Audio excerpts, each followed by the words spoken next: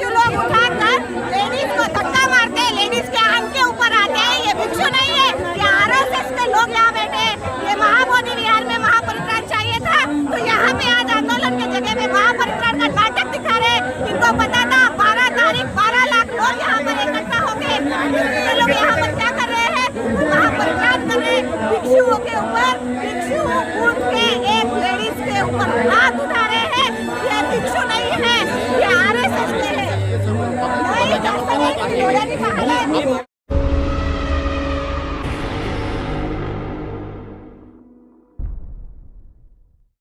आज बोधगया में अखिल भारतीय अनुसूचित जाति जनजाति कर्मचारी कल्याण एसोसिएशन के माध्यम से एक विशाल कार्यक्रम का आयोजन किया गया। बुद्ध पूर्णिमा, बुद्ध जयंती के उपलक्ष्य में विषय रखा गया बुद्ध पूर्णिमा महोत्सव एवं बौद्ध विरासतों का बौद्धों द्वारा संरक्षण। ये एक बड़ा विषय है जिसको लेकर पिछले लगभग 3 महीनों से भी बौद्ध समाज के लोग बोधगया में बैठे हैं अपनी विरासत को लेने के लिए कि किस तरीके से महाबोधि महाविहार को हम पुनः प्राप्त कर लें या जो बीटी एक्ट है उसको निरस्त कराएं। क्या कहना है सर? देखिए, पहले तो आपका धन्यवाद समता आवाज़ का और आवाज़ भारत का कि आप सभी के माध्यम से पूरे देश दुनिया में बाबा साहब अम्बेडकर का मिशन मूवमेंट फैल रहा है। और चूँकि आप तो करीब 2-3 महीने से यहीं पर डेरा डाले हुए हैं, तो आज का जो बुद्ध पूर्णिमा महोत्सव और धम्म यात्रा का आयोजन बोधगया की भूमि पर ज्ञान भूमि में किया गया है, इसका मेन मकसद ये है कि जो बीटी एक्ट 1949 बना वो टोटली इलीगल है। सामाजिक दृष्टिकोण से हो सकता है कि कॉन्सेप्ट उनका जो भी उस समय रहा हो, लेकिन धार्मिक कॉन्सेप्ट बिल्कुल इलीगल रहा है। तो इस बात से हम लोग दुखी हैं कि हर धर्मों का आदर करते हुए वहाँ के धार्मिक स्थल का रख रखाव उस धर्म से संबंधित अनुयायियों को सौंपना चाहिए और सरकार को तुरंत तत्काल इसको मान लेना चाहिए। ये आंदोलन न किसी व्यक्ति के साथ है न सरकार के साथ है, बल्कि सरकार के साथ एक अनुरोध मात्र है कि धर्मों का आदर करते हुए उनके श्रद्धा और विश्वास का आदर करते हुए जो धार्मिक स्वतंत्रता भारतीय संविधान में दी गई उसका सम्मान करते हुए जो बीटी एक्ट निरस्त करते हुए बीटी एक्ट 2025 पास करके उसके अंदर केवल बौद्धों को सौंप देना चाहिए और जो मैनेजमेंट कमेटी बने केवल बौद्धिस्ट रहें, वही उसके चेयरमैन महासचिव उसके संरक्षण करें और सरकार उसका देखरेख करती है, इसमें कोई संदेह नहीं। उसी के समर्थन में बुद्ध पूर्णिमा महोत्सव इस बोधगया में आयोजित किया महाबोधि मेडिटेशन सेंटर में और धम्म यात्रा भी अभी 5-6 बजे यहाँ से स्टार्ट हो जाएगी। जो धरना स्थल जाएगी, धरना स्थल से फिर महाबोधि महाविहार टेम्पल जाएगी। और मकसद ये है कि भारतीय संविधान के अनुसार बौद्ध विरासत का बौद्धों द्वारा संरक्षण किया जाए।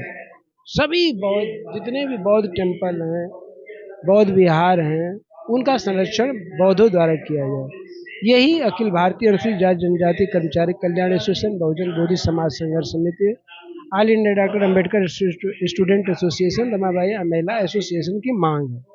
और हम लोग जो आंदोलन ज्ञान भूमि बोधगया में चल रहा है उसका हम लोग पूरे देश के तरफ से समर्थन करते हैं कि जो भंते लोग, उपासक लोग इस लड़ाई में संघर्ष कर रहे हैं उनका हम लोग भरपूर समर्थन करते हैं। जैसे कि भारतीय संविधान के माध्यम जो धार्मिक स्वतंत्रता मिली है वो उसको महसूस भी हमारा बौद्ध धर्म का अनुयायी कर सके। बाबा साहब अम्बेडकर ने बौद्ध धर्म दिया है और बताया है अछूत कौन और कैसे वाली किताब में कि हम बौद्धों का अपमानित छुआछूत का मूल आधार है। आप 16 अप्रैल को भी आप एक बड़ी संख्या में समर्थन देने आए थे और आपने एक धम्म यात्रा भी निकालते हुए वहाँ पर अपना धमदान भी दिया, उनको समर्थन भी दिया। लेकिन आज परिस्थितियाँ अलग हैं। आज परिस्थितियाँ कुछ ऐसी हैं कि कुछ हमारे सीनियर जो मोंक हैं वो ये आरोप लगा रहे हैं प्रदर्शनकारियों पर कि वो सभी की अनदेखी कर रहे हैं, सभी को नेतृत्व नहीं देना चाहते हैं या समिति नहीं बना रहे हैं। हालांकि बाबा साहब के पौत्र ने, आदरणीय राजेंद्र पाल गौतम जी ने, मंत्री जी ने ये कहा है कि एक सेंट्रल कमेटी बननी चाहिए, लेकिन जो नेतृत्व करता है वो इस कमेटी को नहीं बनने देना चाह रहे हैं या उनकी मंशा नहीं है। एक दिन पहले कहते हैं कि धरना स्थगित हो गया है और अगले दिन कहते हैं चाहे हमारी जान भी चली जाए हम धरने में बैठे हैं। और आज बुद्ध जयंती पर इतना बड़ा कलंक धरना प्रदर्शन से लगा है कि वहां पर बौद्ध उपासकों और बौद्ध भंतों के बीच में हाथापाई भी हुई है, गाली गलौज मार पिटाई हुई है। तो कैसे सरकार तक आप मैसेज देंगे जब आप ही के अंदर फूट पड़ी है? सर देखिए, ये एक्चुअल में हम लोगों को उद्देश्य परक कार्य करना है, और उद्देश्य परक कार्य करते समय चूंकि ये एक्चुअल में जो बौद्ध भिक्षु और उपासक में जो लीडरशिप की जो लड़ाई हो जाती है, क्रेडिट लेने की लड़ाई हो जाती है, बौद्ध भिक्षु में आपस में लड़ाई है और जो बौद्ध भिक्षु आपस में जो लड़ रहे हैं क्रेडिट लेने के लिए, सवाल उठता है कि उनका उद्देश्य क्या है। उनको खुद जो तथागत बुद्ध का उद्देश्य था दुनिया में दुख क्या है कि बौद्ध जो बीटी एक्ट है उसको रद्द कराना है, ये दुख है। और सबको कारण भी पता है कि धरना प्रदर्शन आंदोलन उसका उपाय है और सबको मालूम होगा। तो ये जो क्रेडिट लेने की लड़ाई होती है और वो भी क्षणिक, अभी तो कुछ मिला नहीं लेकिन क्रेडिट चाहिए। और सवाल है कि बाबा साहब अम्बेडकर ने जो संकल्प लिया वो मरते दम तक उसको जारी रखा। संकल्प जब डवाडोल होता है, चाहे आदरणीय आकाश लामा जी हो चाहे अन्य भंतेगण हैं, सवाल है संकल्प में ही अगर डवाडोलपन हो जाए, अपनी जिंदगी का डर हो जाए, जेल का डर हो जाए। इस पर बोधिसत्व बाबा साहब अम्बेडकर ने बड़ा स्पष्ट कहा कि जिन्हें जेल जाने से डर लगता हो, जिन्हें अपनी मृत्यु से डर लगता है, वो सामाजिक आंदोलन करना बंद कर दें, वो अपने घर में बैठे। और जब आप संवैधानिक आंदोलन कर रहे हैं, पाक और भारत में इंडो पाक का जो वार का जो सिचुएशन, टेंशन का जो सिचुएशन बना, उस टेंशन में ऐसा तो है नहीं कि कोई गैर संवैधानिक काम कर रहे हैं। तो ऐसे जो विचलित, जब नेतृत्व विचलित होता है तो उसका प्रभाव समाज पर गलत पड़ता है। इसलिए कहा जाता है कि लीडर ही दोषी होता है। बहुत संकल्प लिया गया, इसको मुक्त करा कर रखेंगे तो अब फिर हटने का तो सवाल ही नहीं होना चाहिए। ये जो विचलित होने के कारण इतने कंफ्यूजन क्रिएट हो रहा है, तो विचलित होना ही नहीं चाहिए। और दूसरी, जब एक बार विचलित हो गए तो फिर वो नेतृत्व में वो डामाडोल की स्थिति आ ही जाती है। इसलिए लीडर को सदैव एक बार यदि कह दिया कि मुझे इस रास्ते पर चलना है, और बाबा साहब अम्बेडकर ने स्पष्ट कहा कि हम उद्देश्य को छोड़ नहीं रहे हैं, बल्कि उद्देश्य यदि टुकड़े टुकड़े में मिलता है तो मुझे हासिल करना है।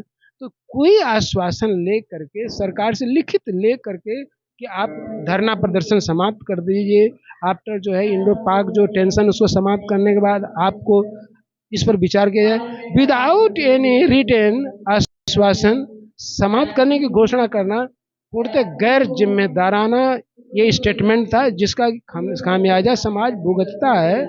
तो इस बात की मैं निंदा करता हूँ। ऐसा स्टेटमेंट देना ही नहीं चाहिए। और धरना प्रदर्शन जो कंटिन्यू किए हैं, ये जब दूसरे लोगों ने आंदोलन को संभाल लिया तो उसके रिएक्शन में उनको आना नहीं था।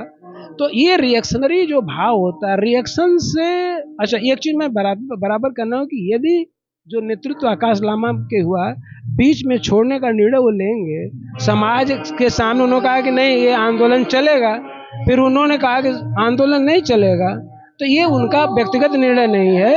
उनको समाज जो तय कर दे उस पर उनको खरा उतरना चाहिए और मरते दम तक आंदोलन करना चाहिए। मेरा सुझाव है इस पूरे बुद्ध पूर्णिमा महोत्सव के माध्यम से, इस मंच के माध्यम से, और आपके चैनल समता आवाज से आवाज भारत के माध्यम से भी है कि विचलित यदि आप हो गए हैं तो इसको स्पष्ट कर दें।